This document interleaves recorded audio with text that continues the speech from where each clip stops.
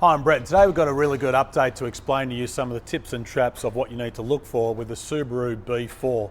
Now this is the twin turbo model. You've got to be careful. There is a B4 derivative available throughout the world that is a single turbo model, but here in Australia, typically the B4 model is associated with this particular model here, which is the twin turbo setup that was only sold in Australia for a very short limited period of time, around 2001 to 2003, 2004. It's very easy to tell because it is the only twin turbo Subaru engine derived car sold in Australia by Subaru Australia. Now I can remember back in 01, many years ago, we're talking now 17, 18 years ago, when we first did our development testing on one of these cars with the factory ECU tuning and how complicated it was, and thinking, wow, the amount of effort and time we're putting into this, are we going to get some good healthy returns on reliability and performance? Well, I'm glad to say that here we are now many years later, and we're still continuing to take advantage of that knowledge of over 15 years of experience.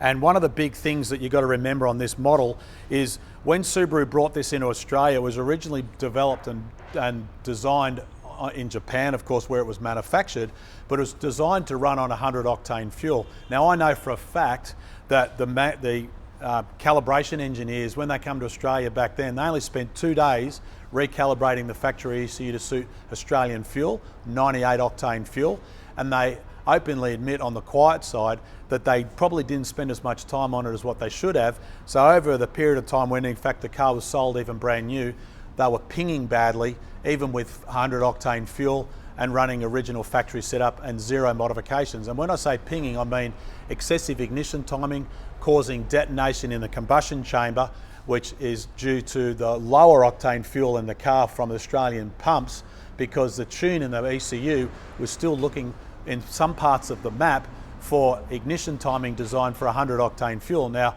you might say, well, what's that going to do with damage to my engine? Well, the number one cause of bearing failure on a Subaru, other than a cracked piston in the later models due to lack of oil, is actually excessive ignition timing, pinging, and the uncontrolled combustion process that does irreversible damage to the big end bearings, and no amount of oil can reduce that damage over a period of time.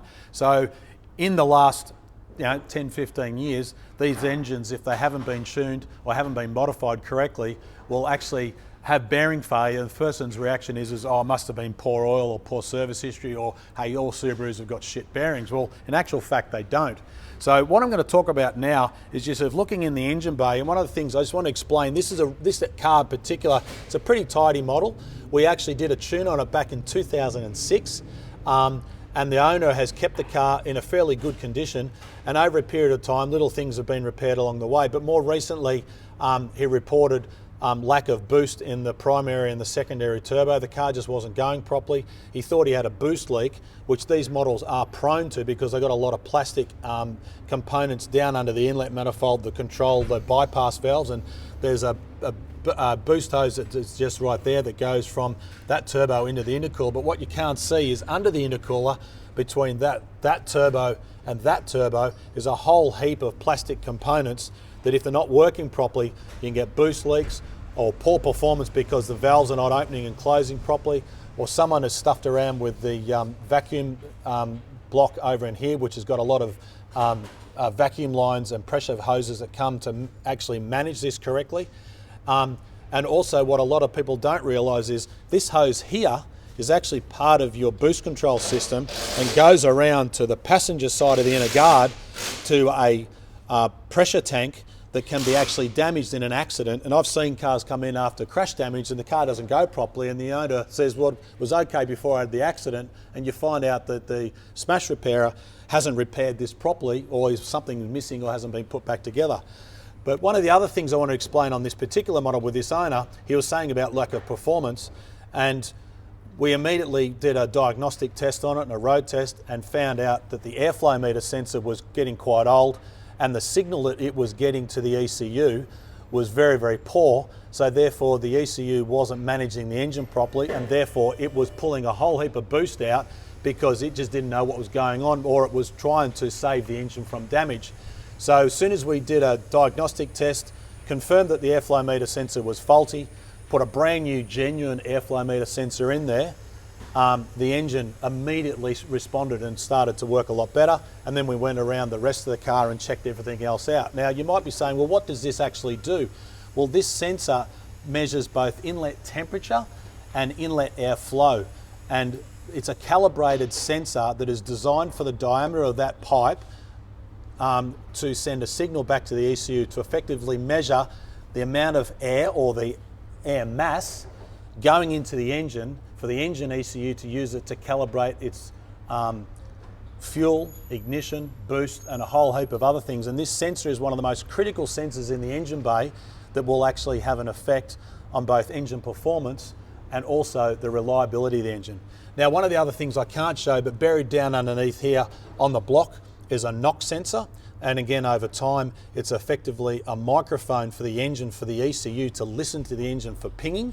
And if you've got a factory standard ECU, the signal that it will listen to and send back to the engine ECU to try and get the ECU to say, well, I'm pinging too much and I need to pull timing out, the original factory map won't allow it to pull enough timing out, and that's why it will continue to ping. So with a good quality tune, customized for the particular car, you can actually get a good improvement in performance, but one of the biggest improvements that we get is what they call the reduction in the valley of death. Now, if you've got a B4, you'll know exactly what I'm talking about, and that valley of death is the changeover point between the primary and the secondary turbo on this setup. So what actually happens is you accelerate hard in low RPM, the small primary turbo comes on boost very early, and what it actually starts to do is as the secondary turbo starts to come into play and it's controlled by the engine ECU, as it opens, it takes charge air boost out of the primary turbo to then fill the incoming boost required for the secondary turbo before the secondary turbo comes on full boost. And what happens is if it's not done correctly, you end up with this big torque dip in the graph as you go through from primary to secondary turbo. Now, with a proper tune done by us, you can actually significantly improve that. So the valley of death, as in the changeover point of the two turbos, is dramatically improved. So therefore the acceleration of the engine is a lot smoother. And of course you get a kick in performance as well with a proper set of boost levels. And of course with the right ignition timing mapped into 98 octane fuel, you end up with a car that is actually quite a good car to drive. Now these cars are starting to get awfully cheap, but for a sedan with the space that they're in, and the bargain price they're getting for now, if you can find one that's in reasonably good condition and hasn't been molested too much and hasn't had all the horrible, nasty, wrong modifications done, you're probably going to pick yourself up a bit of a bargain. But just make sure that you check the things that I've spoken about. That is, has it got original factory tune? Has it been pinging quite badly with that factory tune? Has it been custom tuned to suit Australian fuel? And also has it got good logbook history? And of course, mechanically, has the engine been regularly serviced and had regular oil changes? Now for the rest of the car, most of the suspension you can compare to other Subaru models that we've spoken about, front control arm bushes, you know, oil leaks from the engine and things like that. But make sure when you're looking in the engine bay, you know, make sure you check the hose between the intercool and the throttle body, because this is a funny shape hose. All the plastic pipes underneath. Make sure simple things like this, which are plastic connections and valves and everything, looks like it's all fitted back correctly. Is it running a factory standard airbox? You know, is the airbox not broken down the bottom? Because this is a bayonet fitting. It's got two retaining clips on the top, but it fits into a slot at the bottom of the airbox. And what can happen over time is the bottom half of the airbox can break. And I'm just trying to look down inside this car. This one's actually in good condition, but they can snap off. So the bottom half of the airbox can actually lift up and cause an air leak. And other things, of course, checking rocker covers for leaks, making sure everything else. Has the timing belt been changed in the last 4 or 5 years? Because again, being a rubber timing belt on the EJ series engine, that's another thing to keep an eye on. But of course, make sure if the engine has been rebuilt or replaced, is it being replaced with a B4 original engine? Because these run a lot different settings, different compression ratios to a WRX, for example. If you look at the oil filter on the bottom of B4, it actually doesn't have an oil cooler like a WRX or an STI. So there's some little things that you can tell the difference in. As far as that's concerned, make sure you check out our website at mrttune.com.au for more information about tuning and tips and traps on this particular model. You see some dyno graphs. We're going to give this car a refresh on its tune, because here we are in 2018. Last time we did this was 12 years ago, so we have done a lot of tuning since then. So this car will get one of our regular updates, and the client will drive away in a car that is really good fun to drive. So of course you can follow us on Facebook, YouTube, Twitter and Instagram.